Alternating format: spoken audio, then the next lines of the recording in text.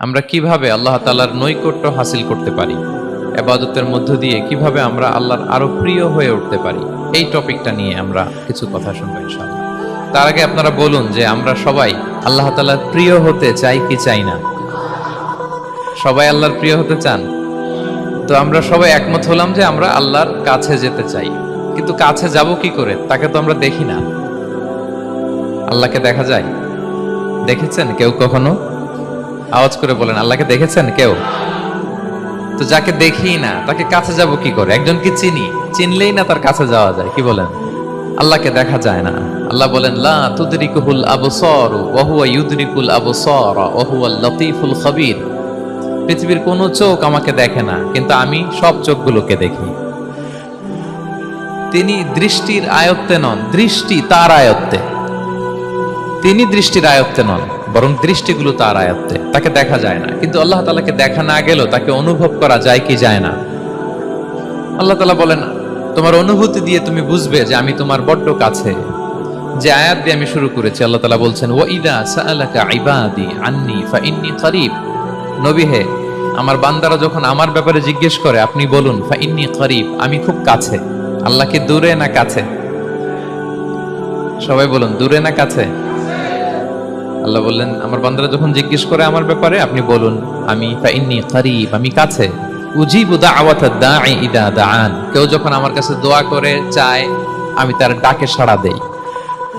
তাহলে এই আয়াত থেকে বুঝলাম আল্লাহ তাআলা কাছে। এখানে তো আল্লাহ কেবল কাছে বলেছেন, আরেকটা আয়াতে আল্লাহ বলেছেন আমি সবচাইতে কাছে। আমার চাইতে কাছে তোমার কেউ হতে পারে না। ওয়া নাহনু আকরাবু ইলাইহি মিন হাবিলিল ওয়ারিদ। আমাদের এখানে গ্রীবাস্থ একটা ধমনী আছে, এই ধমনীটা কেটে দিলে মানুষ মরে যায়। আল্লাহ বলে, তোমার এই ধমনীর সাহারক তোমার যত কাছে, আমি আল্লাহ তোমার তার চাইতেও বেশি কাছে। হাবলুল ওয়ারিদের তাফসিরে বেশিরভাগ এসেছে এখানকার সাহারক। কেউ কেউ বলেছেন হাবলুল ওয়ারিদ মানে আমাদের স্পাইনাল কর্ড, মানে আমাদের শির দ্বারা। এটার চেয়ে কাছে আর আমাদের কিছু হতে পারে না। আল্লাহ বলে, তোমার শির দ্বারা তোমার যত কাছে, আমি আল্লাহ তোমার তার চাইতেও বেশি কাছে। তাহলে বুঝতে পারলাম, যদিও আল্লাহ তাআলাকে দেখা যায় না, কিন্তু তাকে অনুভব করা যায়। আর তিনি বলেছেন তিনি কাছে, ডাকলেই তিনি ডাকে সাড়া দেন। আমরা চাইলেই তার কাছে যেতে পারি। ওয়াসজুদ ওয়াকতারিব। আল্লাহ বলেন, সিজদা দাও, সিজদায় লুটিয়ে পড়ো, আমার কাছে চলে আসো।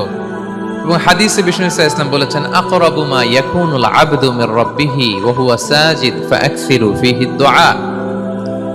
বান্দা যখন সিজদায় চলে যায়, তখন বান্দা আল্লাহর সবচাইতে কাছে চলে যায়।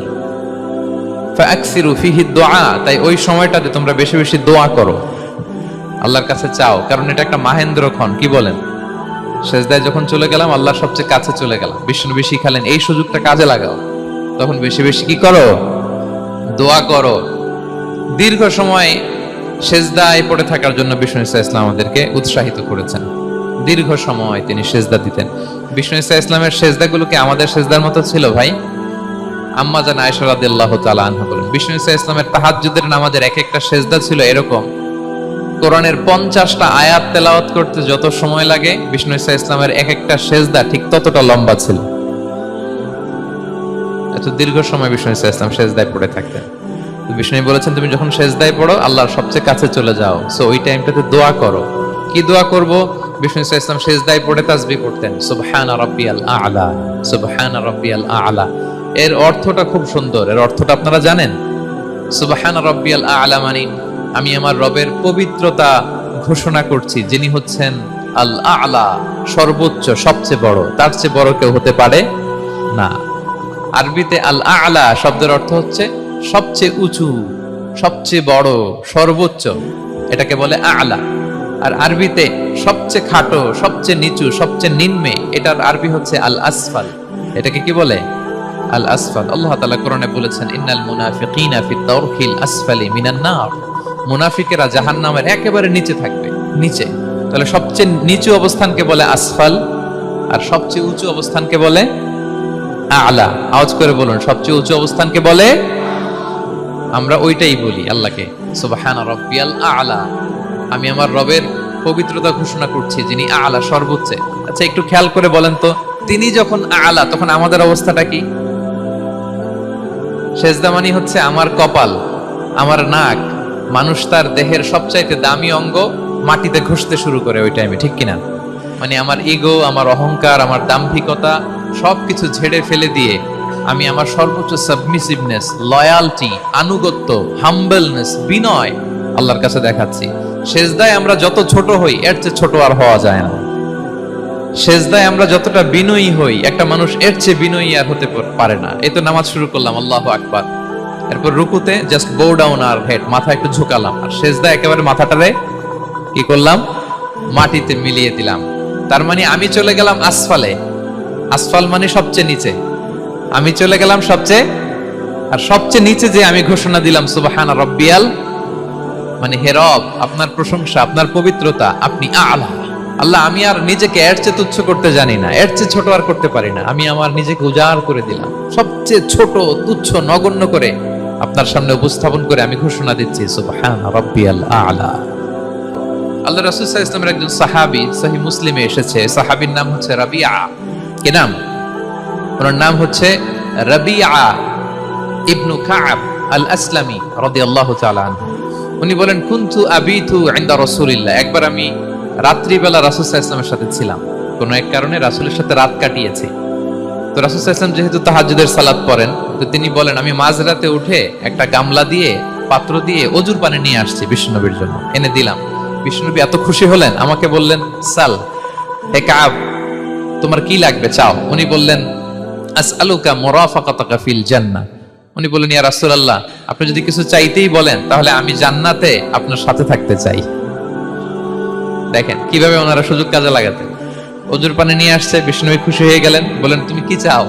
বলে, আসআলুকা মুরাফাকাতাকা ফিল জান্নাহ। বড়টাই চাইছে, ছোটখাটো জিনিস চাই নাই। নবী, হে, আমি জান্নাতে আপনার সাথী হতে চাই। বিষ্ণু বললেন, আওয়া গায়রা যালিক, আর কিছু চাও, অন্য কিছু লাগবে? বলতেছে, না, উরিদু যাক, শুধু এইটাই চাই। তখন বিষ্ণু সাল্লাল্লাহু আলাইহি ওয়াসাল্লাম বললেন, আইন্নি আলা নাফসিকা বিকাসরাতি সুজুদ। এই মর্তবা যদি তুমি চাও তাহলে বেশি বেশি সেজদায় লুটিয়ে থাকো। আলাইকা বিকাসরাতি সুজুদ, বেশি বেশি সেজদা দিও। যদি সেজদায় পড়ে থাকতে পারো তাহলে জান্নাতে আমার সাথী হতে পারবা। আল্লাহু আকবার। তাহলে সম্মানিত ভাইয়েরা, সেজদা দেওয়ার মধ্য দিয়ে আমরা আল্লাহর কাছে যেতে পারি। ক্লোজ আপ ওয়ান তো আমাদেরকে হারাম কাছে আসার গল্প শোনায়, কোরআন আমাদেরকে আল্লাহ তাআলার কাছে কি করে আমরা যেতে পারি এই গল্প শোনাচ্ছে। কোরআন বলে, ওয়াসজুদ ওয়াকতারিব, সেজদায় লুটিয়ে পড়ো, আমি আল্লাহর কাছে আসো। তাহলে বেশি বেশি সেজদা দেওয়ার মধ্য দিয়ে আমরা আল্লাহ তাআলার প্রিয় ভাজন হতে পারি, আমরা তার কাছে যেতে পারি। এবং কিয়ামতের দিন আল্লাহ তাআলা আমাদের সবাইকে সেজদা দিতে বলবেন। সেদিন অযুত, লক্ষ, নিযুত, কোটি কোটি মানুষ, তাদের সামনে আল্লাহ বলবেন, আমাকে সেজদা দিয়ে দেখাও। আমরা দুনিয়াতে যারা আল্লাহকে প্রাণ ভরে সেজদা দিয়েছি, আমরা সেদিন আল্লাহু আকবার বলে সেজদায় লুটিয়ে পড়বো। কিন্তু যারা সেজদা দেয় নাই, অথবা যারা লোক দেখানো সেজদা দিয়েছে, তারা সেজদা তো দূরের কথা, ওদের পিঠটাই বাঁকা করতে পারবে না। আল্লাহ বলেন, ইয়াউমা ইউকশাফু আন সাকিন ওয়া ইউদআউনা ইলা সুজুদি ফালা ইস্তাতিউন। সেদিন আল্লাহ তাআলা তার পায়ের গোছা উন্মুক্ত করবেন। অনেকে বলে, হুজুর, আল্লাহরও পা আছে? আছে, আল্লাহ তাআলারও পা আছে, কিন্তু এই পাটা কেমন এটা আমরা জানি না, আমাদের পায়ের মতন না। লাইসা কামিসলিহি শাই, কোনো কিছু তার মতো নয়। তো তিনি কার মতো? উত্তর হচ্ছে, তিনি তার মতো। সুবহানাল্লাহ পড়বেন না? লাইসা কামিসলিহি শাই, তার মতো কিছু নাই। তো তিনি কার মতো? তিনি তার মতো। ওয়ালাম ইয়াকুল্লাহু কুফুয়ান আহাদ, তার মতো, তার সমকক্ষ কোনো কিছু নাই, তিনি তার মতো। সেদিন আল্লাহ তাআলা তার পবিত্র পায়ের গোছা, পায়ের নলা উন্মুক্ত করবেন এবং আদেশ করবেন, সেজদা দাও। আমরা সবাই আল্লাহু আকবার বলে সেজদায় লুটিয়ে পড়ব। কিন্তু যারা দুনিয়ায় সেজদা দেয় নাই, লোক দেখানো সেজদা দিয়েছে, ফালা ইস্তাতিউন, আল্লাহ তাআলা তাদের পিঠটা লোহার মতো, রডের মতো শক্ত করে দিবেন। সেজদা দেওয়া তো দূর কি বাত, ওরা পিঠটাই বাঁকা করতে পারবে। আমরা দুনিয়াতে যেমনি আল্লাহ তাআলাকে সেজদা দিয়েছি, সেদিনও যেন আল্লাহ তাআলাকে এভাবে সেজদা দিতে পারে। আল্লাহ, তুমি তৌফিক দাও। আল্লাহুম্মা জাআলনা মিনহুম, আওয়াজ করে পড়ুন আমিন। বিষ্ণু ইসলাম বলেন, আমাদের ফরজ নামাজে যদি কারো ঘাটতি হয়, আমাদের অনেকের এমন হবে যে ফরজ নামাজ পড়ে নাই অলসতা করে, তখন আল্লাহ ফেরেশতাদেরকে বলবেন, কি অবস্থা আমার বান্দা? বলবে, আল্লাহ, অনেক ফরজ নামাজের তো ঘাটতি দেখা যাচ্ছে। তখন আল্লাহ বলবে, উনদুরু হাল্লি আবদি মিন তাতাওয়ু, ফরজে যদি ঘাটতি থাকে দেখো তো আমার বান্দার কিছু নফল নামাজ আছে কিনা। ফেরেশতারা এবার খুঁজে দেখবে, হ্যাঁ, এই বান্দার অনেক নফল নামাজ আছে। তখন আল্লাহ বলবে, ঠিক আছে, এই নফল গুলোরে ফরজের ভেতরে ঢুকাইয়া মেকআপ করে দাও। তাহলে বলেন নফল ইবাদতের দরকার আছে না নাই? কিয়ামতের দিন ফরজ নামাজে ঘাটতি থাকলে নফল নামাজগুলো সেখানে সাবস্টিটিউট করে আল্লাহ তাআলা আমাদেরকে বাঁচাবেন। এজন্য আমরা যেন নফল করি। ফরজ তো করতেই হবে, এটা তো কম্পালসরি, অব্লিগেটরি, আল্লাহর মাইট থেকে বাঁচার জন্য করতেই হবে। কিন্তু আল্লাহর প্রিয় হইতে হইলে নফল ইবাদত করতে হবে। ওটাকে বলে অপশনাল, ওটা হচ্ছে ওভারটাইম। আপনারা ভালো বুঝবেন, এটা কি বলে? ওভারটাইম। ওভারটাইমের বেতন কিন্তু মূল বেতনেরও বেশি, বেসিকের চেয়ে বেশি। বেসিকে যদি পার আওয়ার 20 রিঙ্গিট হয়, তো ওভারটাইমে পার আওয়ার কত? 30 রিঙ্গিট, 40 রিঙ্গিট, ঠিক কিনা? তো এই জন্য নফলগুলোকে যেন আমরা ছোট মনে না করি, প্রিয় ভাইরা, করবেন। আনাস রাদিয়াল্লাহু তাআলা আনহু বলতেন, রুব্বা কারি লিল কুরআন ওয়াল কুরআনু ইয়ালআনহু। কোরআনের অনেক তেলাওয়াতকারী আছে যারা সওয়াবের পরিবর্তে কোরআনের লানত পায়, কোরআন এদেরকে লানত করে। এর কারণ তাড়াহুড়ো করে পড়ে, এর কারণ ধীরস্থির ভাবে পড়ে না। আল্লাহ তাআলা বলছেন, ওয়ারাত্তিলিল কুরআনা তারতিলা, তোমরা তারতিলের সাথে কোরআন পড়ো, ধীরস্থির ভাবে, বিশুদ্ধ ভাবে, তাহসিনের সাথে, তাজবিদের সাথে পড়ো। তারতিল মানে কি? আনাস রাদিয়াল্লাহু তাআলা আনহু বলেন বিষ্ণু সাল্লাল্লাহু আলাইহি ওয়াসাল্লামের কিরাআতের ব্যাপারে যে রাসূলুল্লাহ সাল্লাল্লাহু আলাইহি ওয়াসাল্লাম ইয়ামুদ্দু বিহা সাওতাহু মাদ্দান, তিনি যখন কিরাআত পড়তেন টেনে টেনে পড়তেন, তাড়াহুড়ো করে পড়তেন না। কিভাবে পড়তেন? টেনে টেনে পড়তেন। আম্মা জান উম্মে সালামা রাদিয়াল্লাহু তাআলা আনহা বলেন, কানা ইউকাত্তিউ কিরাআতাহু আয়াতান আয়াতান, প্রতি আয়াত পড়ে থামতেন, তাড়াহুড়ো করতেন না। তাহলে বিষ্ণুনবী টেনে টেনে কোরআন পড়তেন, প্রতি আয়াত শেষে থামতেন, ধীরস্থির ভাবে।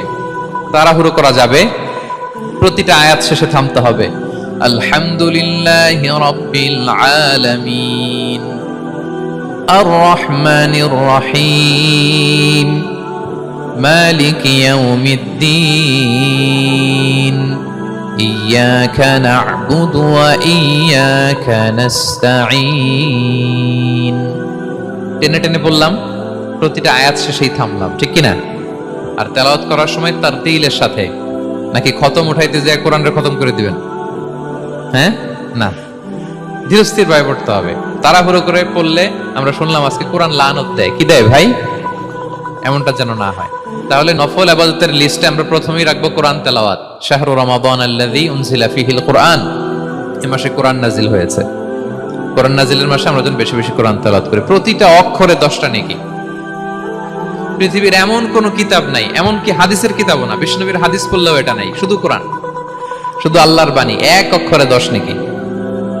বিষ্ণু সাল্লাল্লাহু আলাইহি ওয়াসাল্লাম বলেন সূরা বাকারার শুরুতে যে আলিফ লাম মিমের মধ্যে এই 3টা অক্ষর বললে যে 10টা নেকি হবে এমন না, বল আলিফু হারফুন ওয়া লামু হারফুন ওয়া মিমুন হারফুন। আলিফ বললে 10 নেকি, মিম বললে 10 নেকি, লাম বললে 10 নেকি, আলিফ লাম মিম বললে 10টা সওয়াব হয়ে যাবে। এই বরকতের কিতাবকে আমরা মসজিদের সেলফে রেখে দিছি, মাকড়সার বাসা, ধুলা বালি পড়ে আছে, এটা পড়ার সময় আমাদের হয় না। আমরা যেন কোরআন তেলাওয়াত করি প্রতিদিন। ফজরের পরে কোরআন তেলাওয়াত করতে হবে। ফজরের পরের মুমিনের ওয়াজিফা বা রুটিন হবে রিসাইটেশন অফ দ্য হোলি কোরআন। আপনারা পড়েন তো ফজরের পরে? হ্যাঁ, একজন বলছে ইনশাআল্লাহ, বাকিরা নাউজুবিল্লাহ। বাকিরা কি? সবাই একসাথে পড়ুন ইনশাআল্লাহ। তাহলে নফল ইবাদতের 1 নম্বর লিস্ট হচ্ছে কোরআন তেলাওয়াত করা। আমরা বেশি বেশি যেন কোরআন তেলাওয়াত করি। আল্লাহ তাআলার প্রিয় হওয়ার যে পদ্ধতি, নফল ইবাদতের মধ্য দিয়ে আল্লাহ তাআলার প্রিয় ভাজন হওয়া যায়। এর 2 নম্বর তালিকা হচ্ছে আত-তাহাজ্জুদ বা কিয়ামুল লাইল, রাতের সালাত। কিসের সালাত? 2 রাকাত করে মাঝরাতে যে সালাতটা বিষ্ণু সাল্লাল্লাহু আলাইহি ওয়াসাল্লাম পড়তেন, এটাকে বলে কিয়ামুল লাইল বা তাহাজ্জুদ।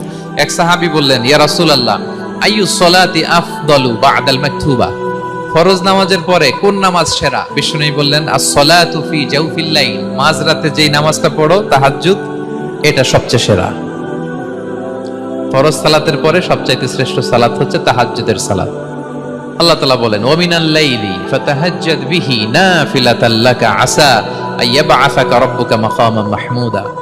নবী হে, রাতের কিছু অংশে আপনি তাহাজ্জুদের সালাত পড়ুন, এটা আপনার জন্য অতিরিক্ত একটা ফরজ।